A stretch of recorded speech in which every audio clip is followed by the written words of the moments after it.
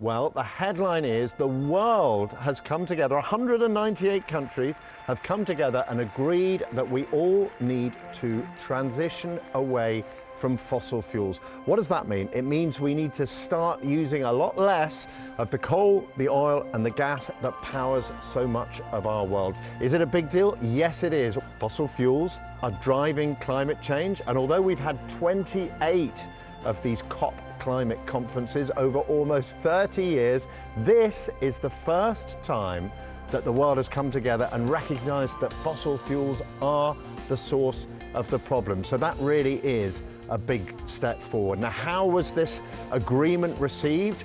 Well, it did depend where you were in the world. There were very different reactions. Many of the richer countries that really want to deal with climate change said this was a really good deal, a strong deal, and a move forward for the world.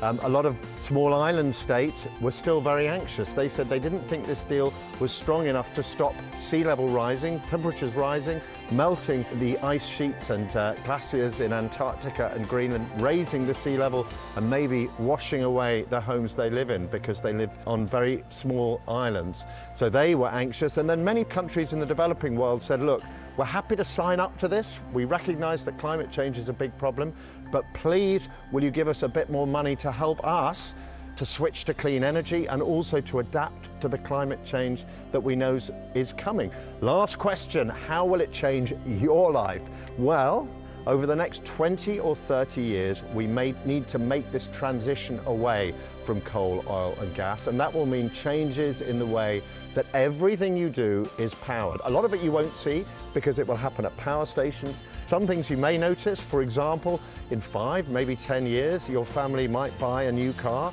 and instead of being petrol or diesel, it will be electric. But there will be changes that you do experience in your life.